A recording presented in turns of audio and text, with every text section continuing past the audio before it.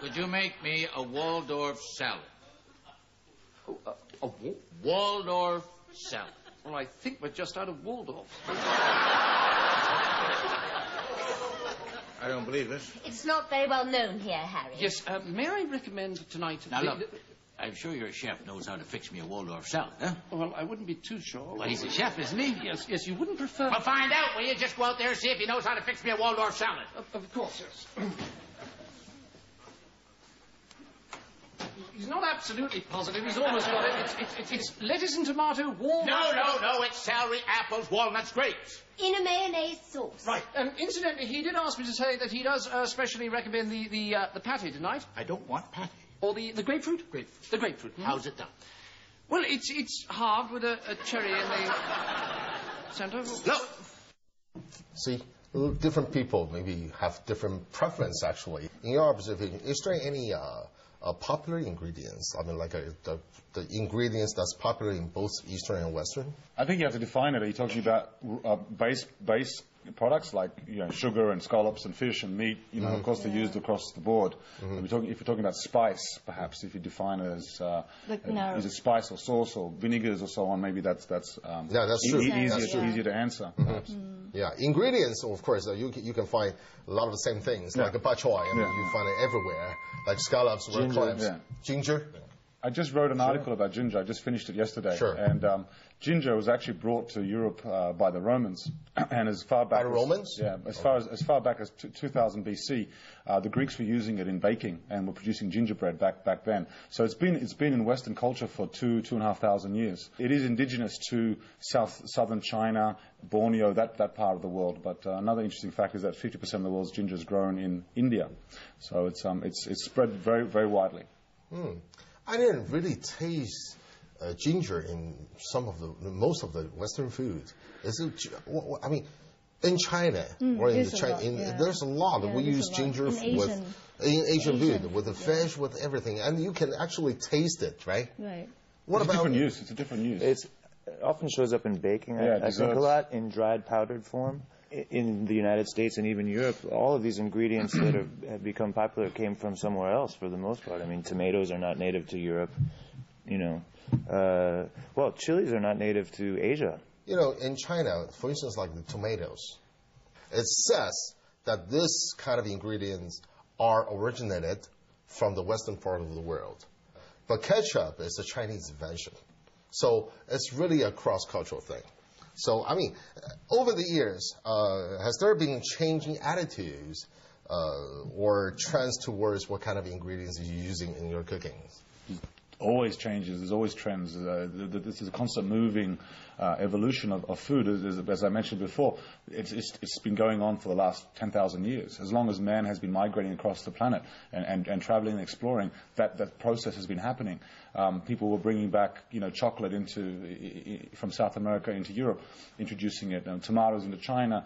This has been going on. This has been going on since the dawn of time. That is the way that people's lifestyle changes, because food is a direct correlation to the way the popular masses view their lifestyle in terms of health and their perception of their inner being in some ways. Okay. Will you compromise, Eric, to the market that you're serving? Actually, will you stick with your original recipe and your philosophy behind every meal that you cook?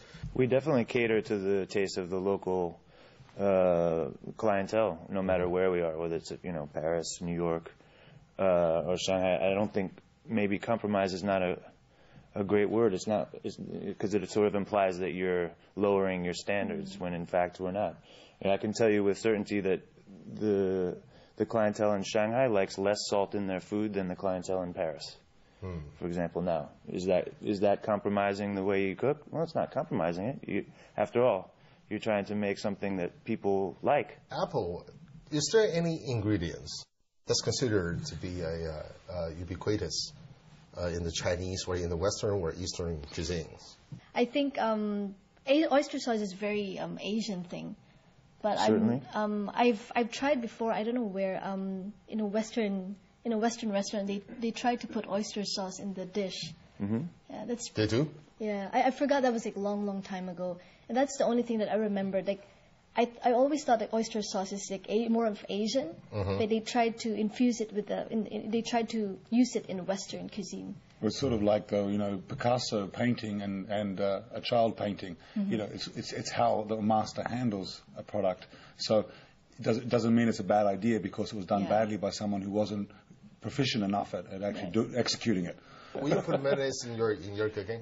I'll use the basis of what mayonnaise is for certain things if it's appropriate. Sure, but I wouldn't just slap it on, inadvertently because it made it seem cool. It would have to serve a purpose. If it is done appropriately, it can work. But unfortunately, I haven't seen it done appropriately more often than not in Chinese restaurants. I'm talking about. Okay, what about what the other way? I mean, have you ever found any improper use of the Chinese ingredients in the Western food? I mean, to you. This is why what people consider fusion food to be, right? Okay. Has gotten a bad name and become a bad word. Because like many culinary trends, and molecular gastronomy is another one, more often than not, it's done poorly. And when it's bad, like everything else. Yeah. It's been done bad a lot. And if it's new and trendy, but French technique with Asian ingredients can be absolutely spectacular when done well. And just think about the word fusing itself. Fusion is to force two things together under intense pressure and heat. If you look up the definition of what fusion means. It's not a very pleasant word to talk about when it comes to food. It's been done very badly by the majority of people. So it's in culinary terms, amongst a lot of people, it's become a dirty word. To be described as a fusion chef is not that cool. You don't want to be described as a fusion chef necessarily. That reminds me, the movie. Catherine Zeta-Jones refused to serve one of her clients, one of her customers, because the customer asked her to change the way of her cooking. So let's take a look of that after this break. Refuse to serve them? No, never. Give us a definition of that. Contemporary food. You said fusion food is bad. Now I'm going to argue that it does. Well, anything could be contemporary, of course. I mean, like Sichuan. All right, it's over.